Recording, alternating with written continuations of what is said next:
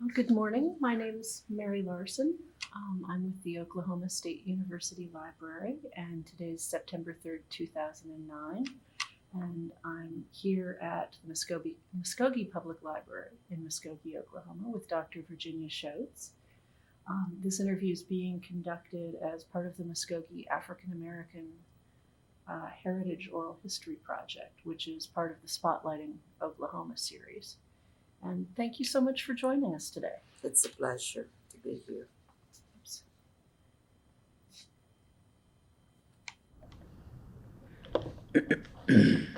So if we could talk a little bit about some basic biographical data. If you could tell me a little bit first about when and where you were born. Okay. I was born June 25th, 1931 in Bonham, Texas. My mother is an Oklahoma native, and her parents and grandparents were born and raised in Oklahoma. She's from Hendricks, Oklahoma, and my grandfather and grandmother were both native Oklahomans with Indian background. My grandfather was Creek, and my grandmother was Choctaw. Okay. But my mother married a man from Bonham, Texas. His name was U.W. Flanagan, and his father was what they call Black Irish. He was an Irishman, but he lived in the black neighborhood with a black woman, so I assume they were married. I'm not even going to go there, but that's who my father married, was my mother, Lorena Russell Flanagan. I lived in Bonham, Texas for 5 years, and then my mother decided that she and my daddy could not get along, so we left, and I have a sister that's 3 years younger than I am, and we left and came to Madill, Oklahoma, which is where my grandfather's sister lived on a farm outside of Madill, Oklahoma, and we lived there for a while until my mother could get on her feet. And then we were kind of scooted back and forth from Pauls Valley, Oklahoma to Bonham, Texas, where my sister and I went to school the first 2 or 3 years of our schooling in Bonham, Texas, with my aunt and uncle, F.C. Flanagan, in Bonham, Texas. So my basic first, second, and third grades were done in Bonham, Texas. And then finally we moved to, Mama got a job, and we were able to stay in Pauls Valley, Oklahoma until the Great Flood of 1940. And after that flood in 1940 or 41, I don't remember exactly which year, but I think it was 41, we moved to Ponca City, Oklahoma. And I began school in Ponca City, Oklahoma in the 6th grade. And we stayed there until I finished high school in 1949. My mother was a single parent with 2 latchkey kids. My sister and I came home every day by ourselves and basically did the best we could alone until my mother got off work. She was a maid, and she cleaned people's houses, and that's how she made the money that fed us and clothed us and took care of us. And then at the age of 10 or 11, I started going out doing housework, babysitting, whatever we could find to do to help supplement the family's income. And at 15 and a half, I started working as a waitress in a restaurant that was right next door to us, which was called the Blue Moon. At the Blue Moon, and this is an interesting part of the history of Black people, it was a very kind of classy restaurant that catered only to white people, but was owned and operated by Black people. And I started out in the small place that W.C. Robinson had, and then we moved to a larger place. But there were no Black people could come into the restaurant and sit down and eat. They had to take their food to go. He specialized in barbecue steaks, wonderful barbecue chicken, fried chicken, shrimp, And food back then, like a steak cost $6 back in the 40s when I was working at the Blue Moon. So it was a very exclusive place that mostly people who worked at the Continental Oil Company, doctors, lawyers, poor people couldn't come to the Blue Moon. I'll just put it that way, because the ribs were like $3.50, and that was a lot of money back in those days. So I worked at the Blue Moon and made $20 a week, which was a lot of money, and tips. So I was able to augment my mother's income, and we lived pretty comfortably in our 3 rooms.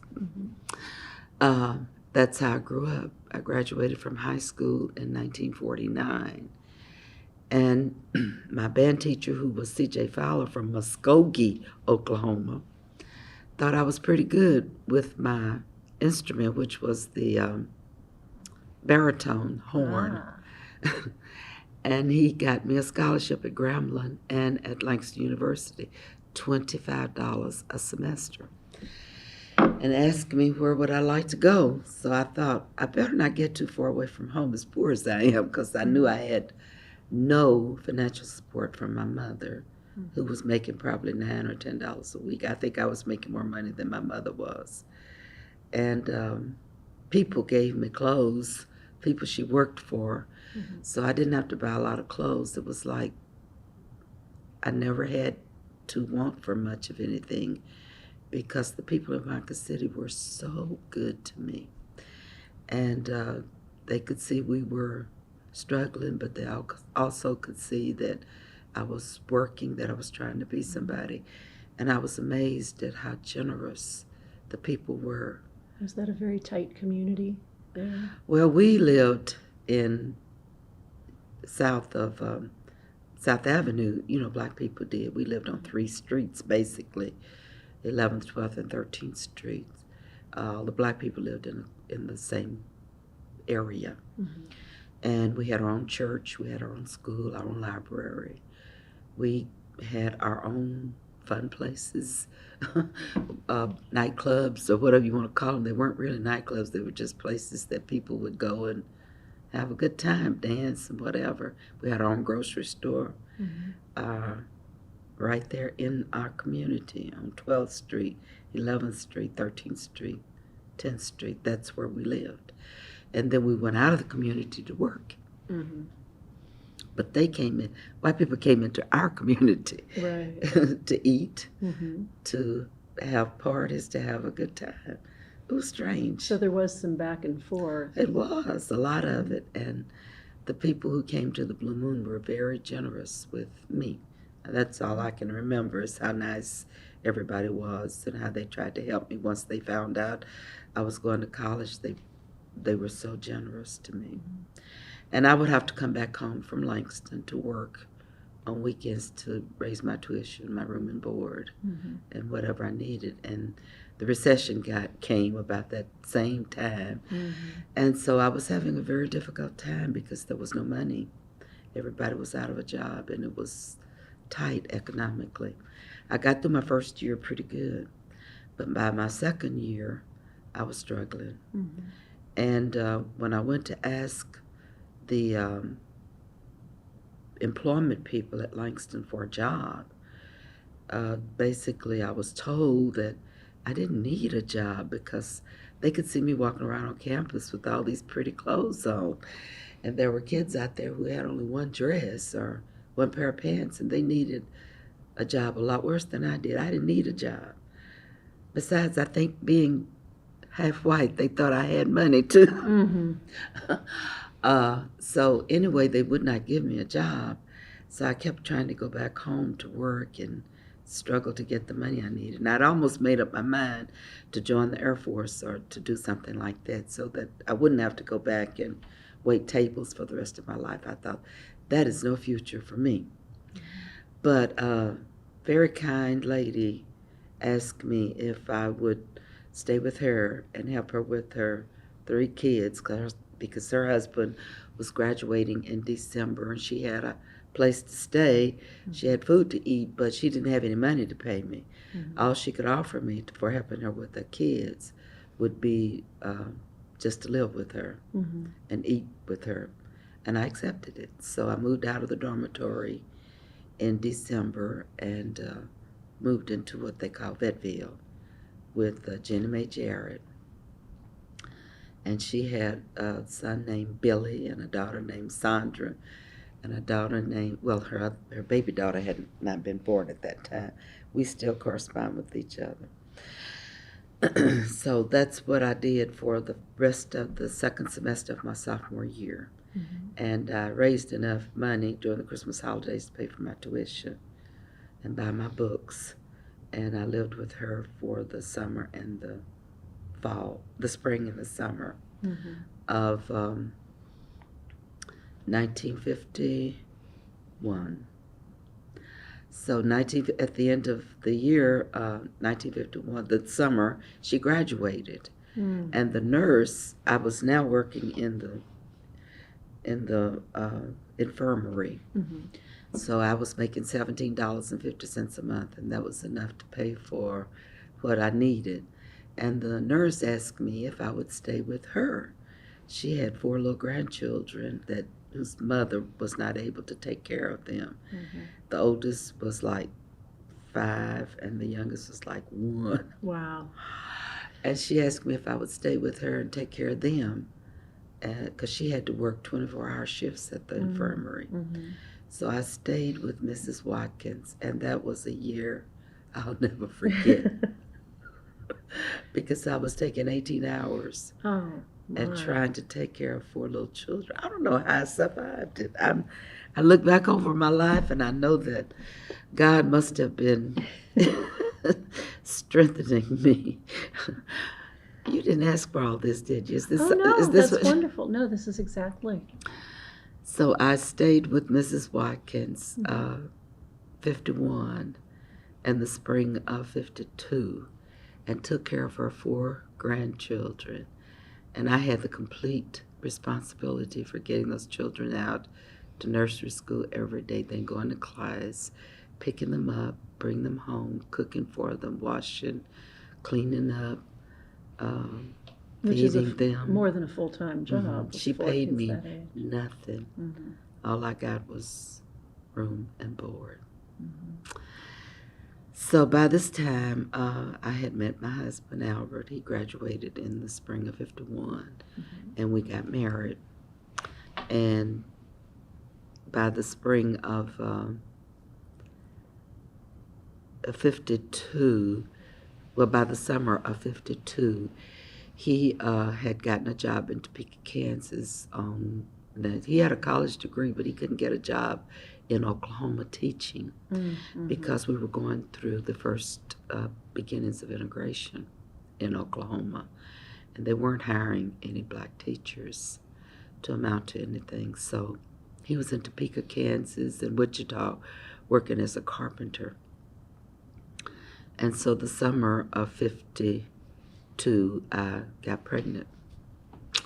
And so I was in Topeka, Kansas with him, and he got a job in Paris, Arkansas as a coach and principal, and I was a teacher. That was my senior, supposed to be my senior year in college, but I was pregnant, so I was there. We went to Paris, Arkansas. So that was kind of the beginnings of my life. Well, how did you finish up school? Because we know you must have, since you are now Dr. Schoats.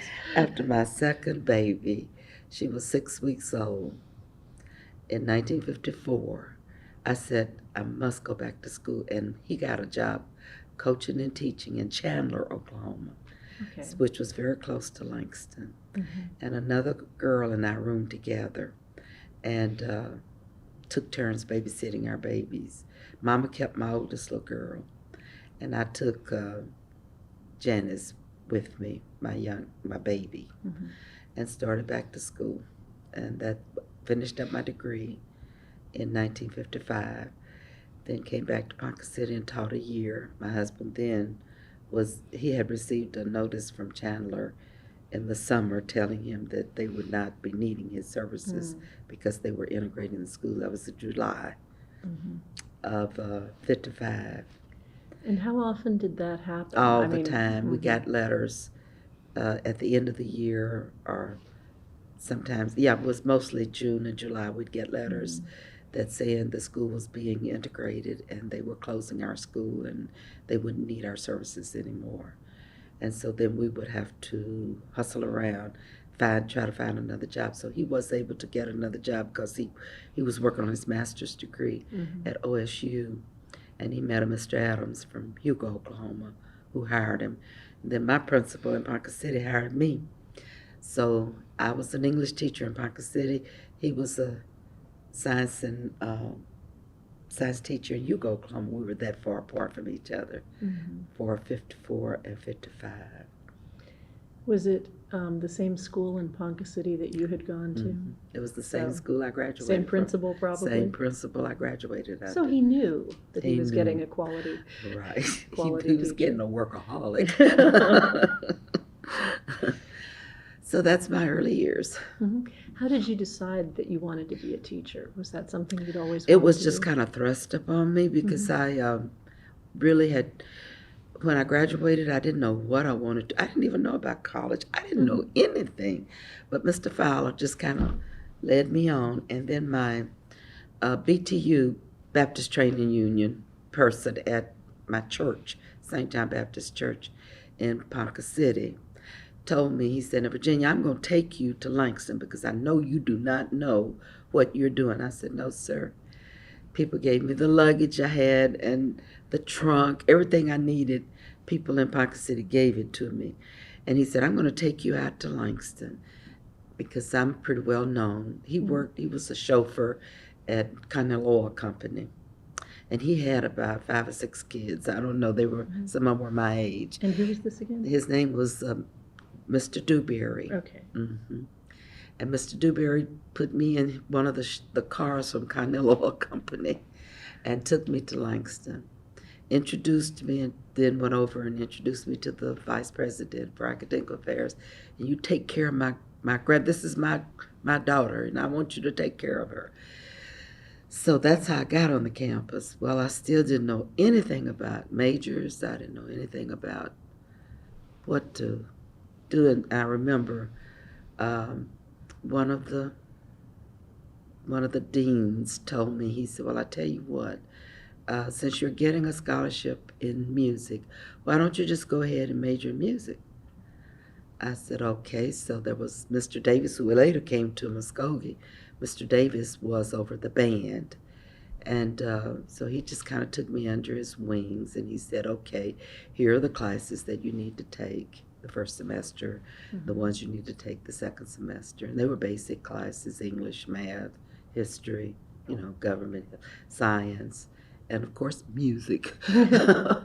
And I was pretty good in music, so it was not hard because I knew we'd had a really good music teacher in high school, and we knew music, we knew notes. We had to listen to opera when I was in high school and identify the instruments that were playing, the vocalists, and things like that. So I really had, in small school like Ponca City, where there were only 100 kids from first grade through 12th grade, it was a top school. I could play the baritone. I was good at playing the baritone.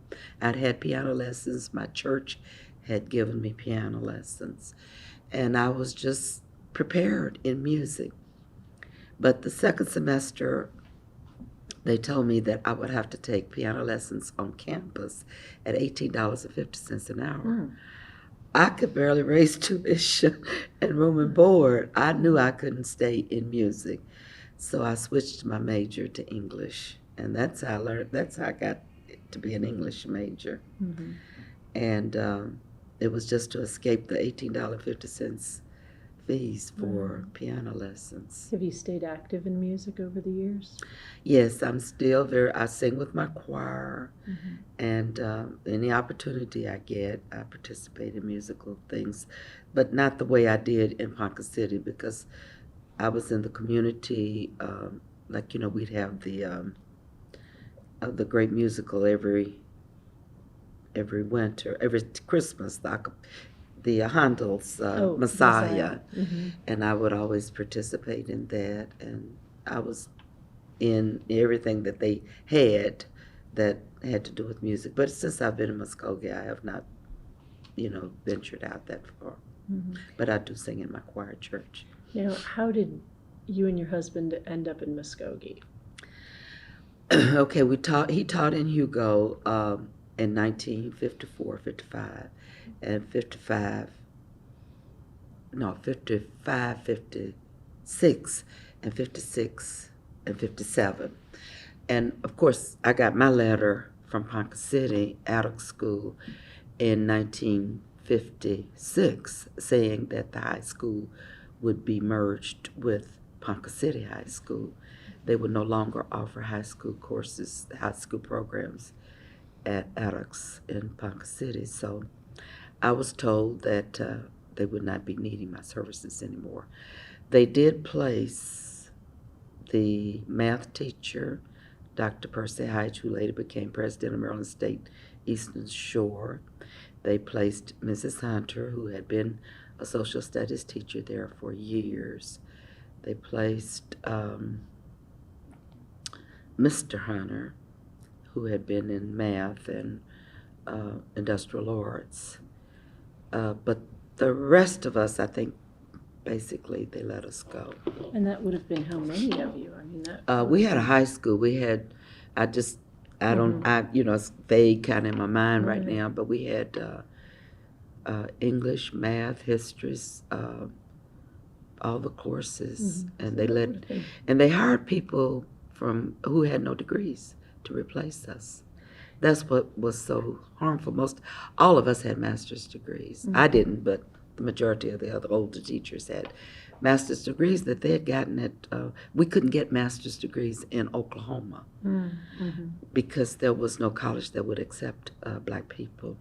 So the state would pay for us to go to Columbia, Chicago University, University of Southern California, Berkeley, all of these places.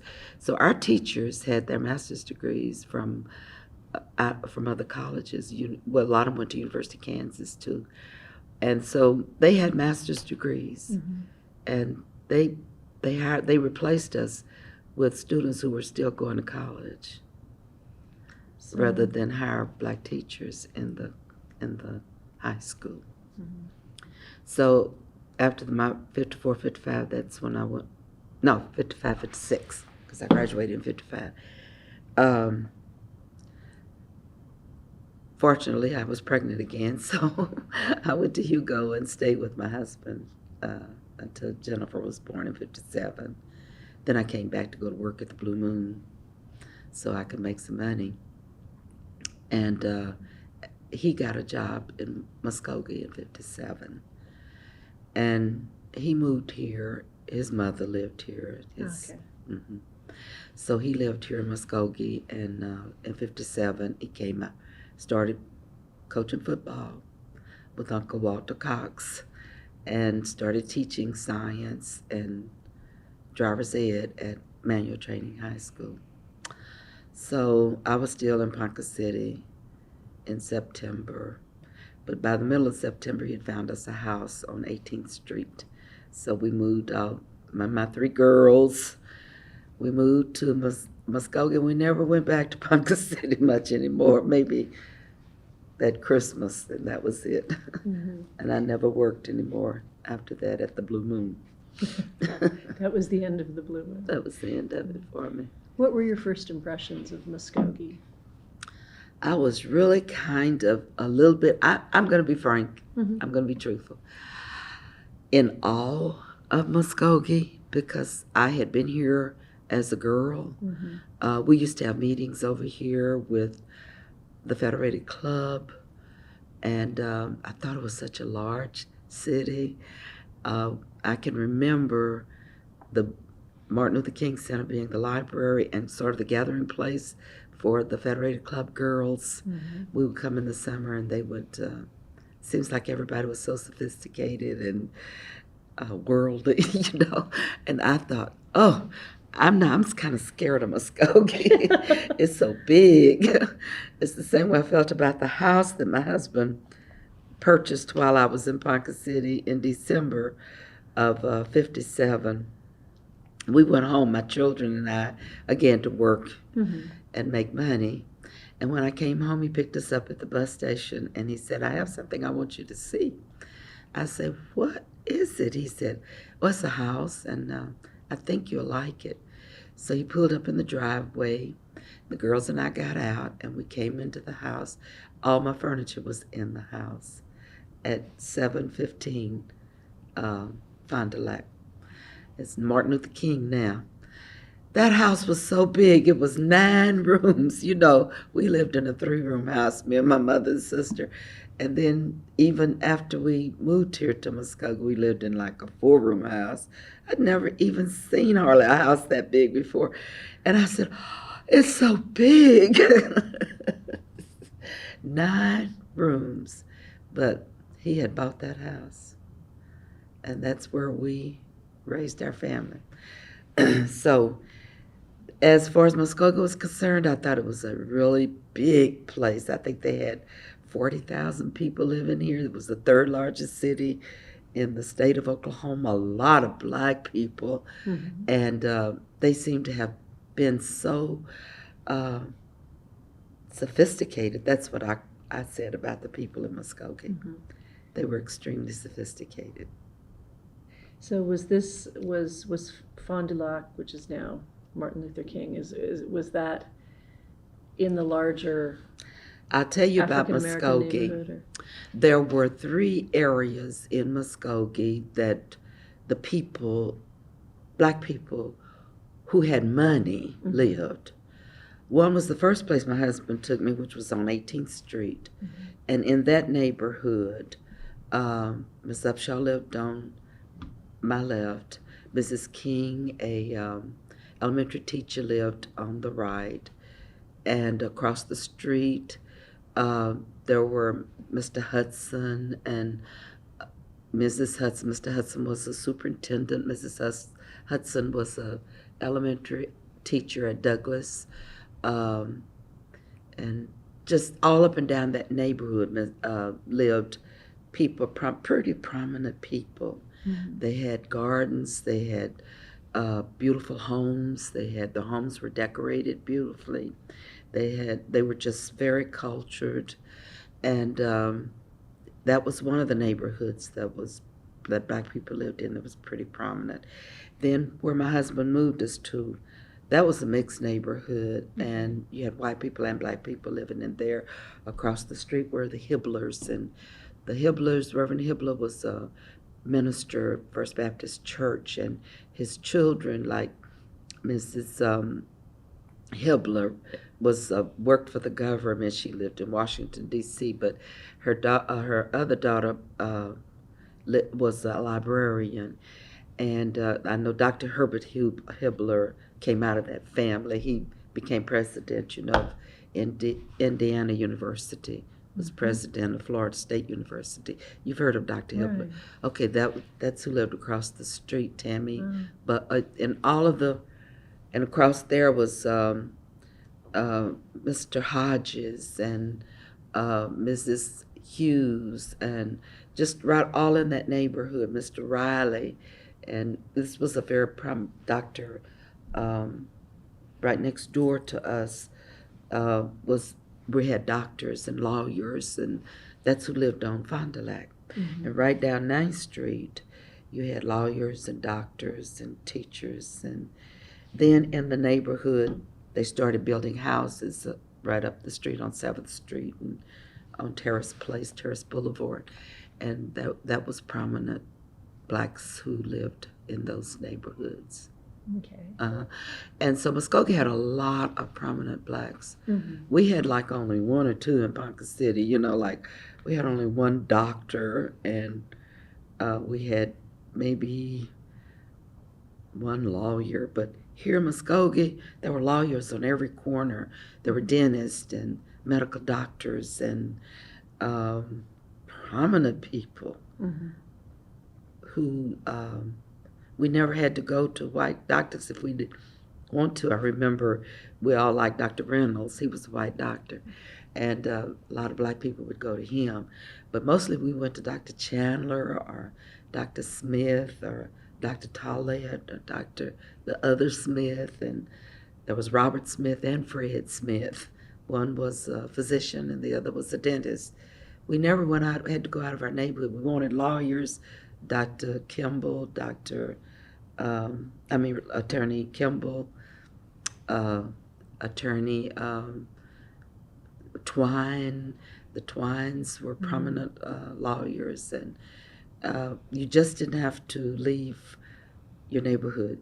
You had drugstores and grocery stores and pharmacies and movies. You had fish markets and whatever was needed.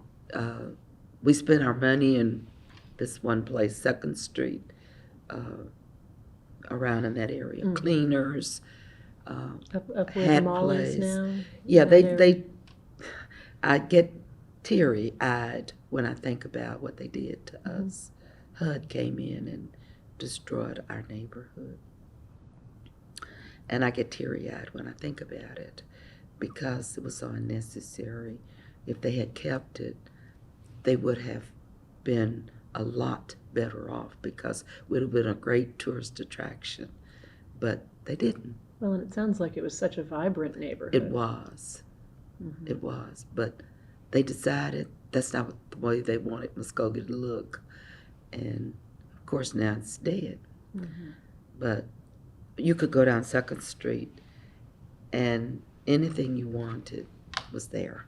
You need your hat repaired. You need your shoe repaired.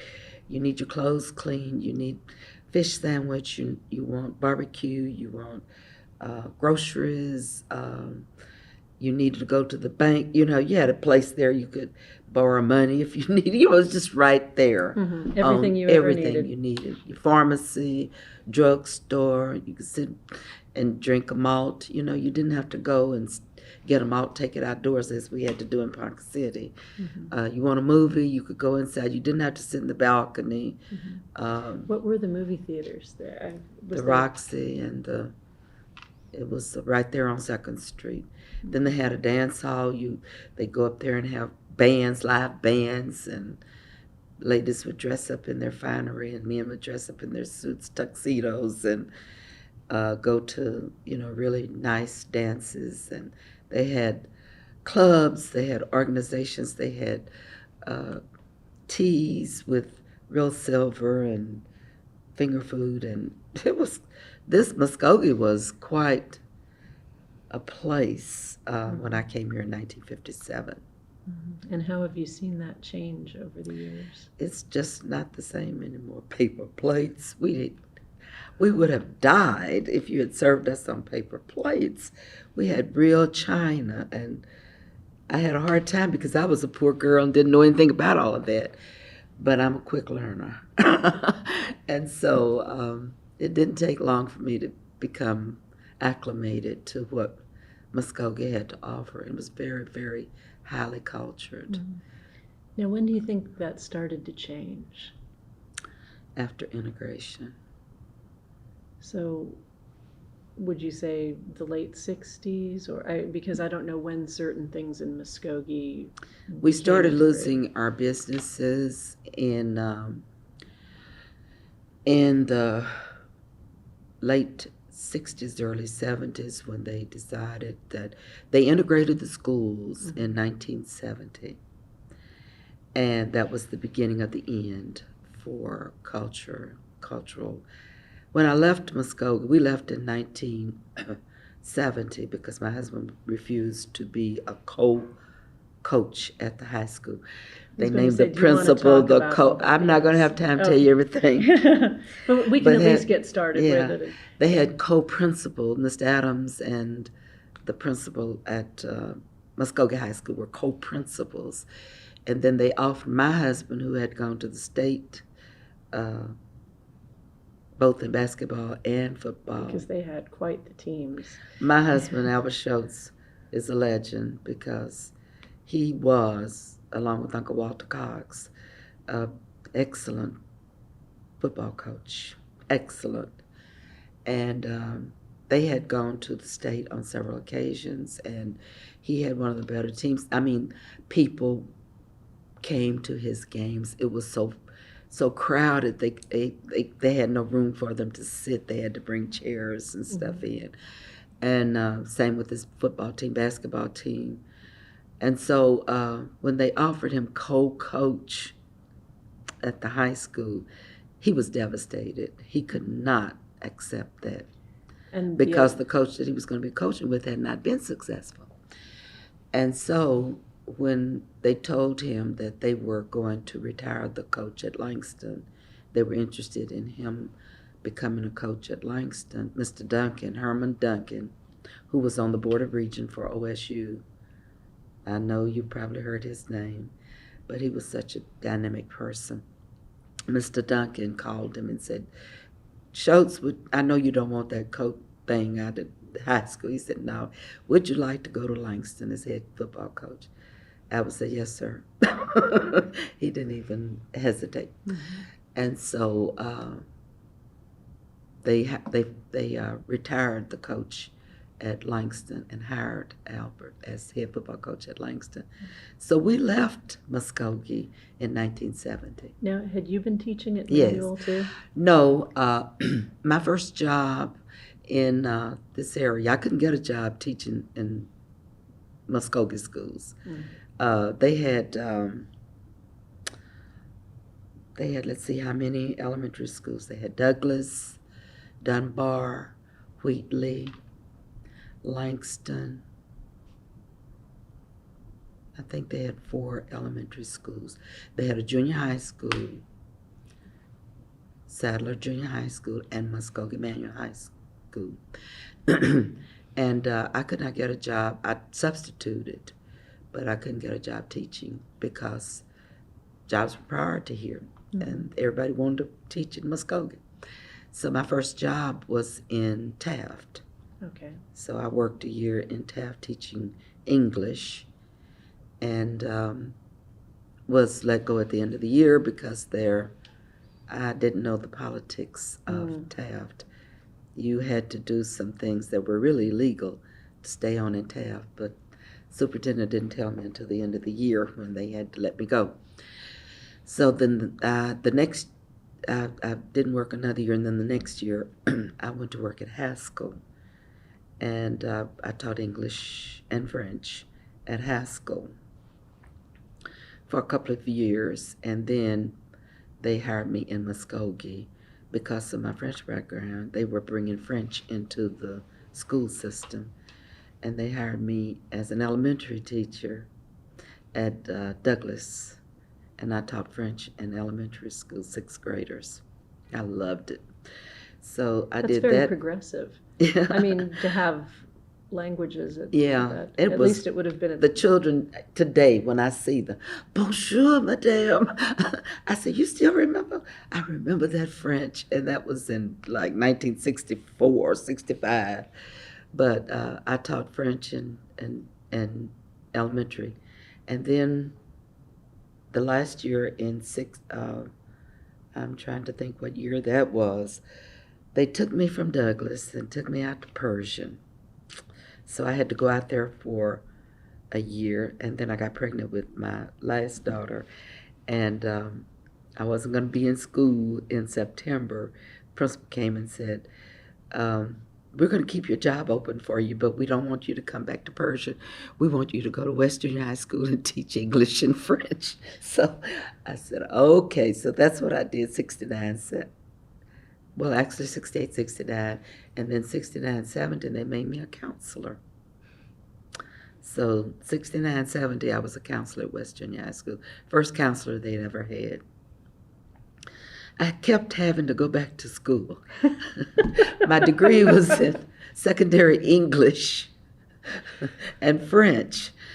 And when they hired me as elementary teacher at Douglas, I had to go back and get certified in elementary education. And I had to go to OU and get that when I was at Haskell, I had to go to OU and get spend a summer in French to get my French certification up to date. And then when they hired me as a counselor, I had to go to Northeastern and get my counseling certificate. So they kept getting me and sending me to school to get certified. I thought, my goodness, when am I going to get stable? When am I going to get into something I can do? And then my husband went to Langston. Okay, so what happens at Langston? I'm in counseling, okay? They put me in counseling, and then I teach English too. So I'm now on the college level, teaching English and doing counseling. Double duty. I taught 9 hours of English, plus full-time counselor. They took full advantage of me. But it was a good progressive kind of thing because I kept going up, at Langston. And is that when you went back for your doctorate? Yeah, we were at Langston for 13 years. And my husband decided he was not going to build a house or give us, do anything in Langston. He was going to build his house in Muskogee. We bought property on 7th Street. Oh, big old boring red house. Big old red, ugly house. And he turned that house around and he made a beautiful home out of it. And when he did that, I told him, I said, I guess we're going back to Muskogee. He said, no, I'm not going back to Muskogee. I said, you got this house turned around. All our furniture and stuff is in it. We have no locks on the door. You're not going back to Muskogee. No. So I said, okay, I'm going back to Muskogee to take care of my property. So I took a job back here as a counselor in 1983. And I worked 5 years as a counselor, and then they promoted me to assistant principal. So I went from West Junior High to the high school. And then I went back to Langston as vice president for academic affairs in Tulsa. Okay. That's how I ended my career, as the vice president for academic affairs, which is quite a journey. In Tulsa. So I spent 13 more years at Langston in Tulsa. And then you came back home to Muskogee. To retire. But I just commuted. I never did move to Tulsa. Right. It's a short enough trip. But I'll have to tell you more the next time we talk about the culture of Muskogee because I didn't get to tell you. Right. Well, that's what you're going to want to know about. Because yeah. It was absolutely fantastic. Well, thank you so much for helping us out with this. We look forward to talking to you when we come back. Okay. So we'll keep in touch.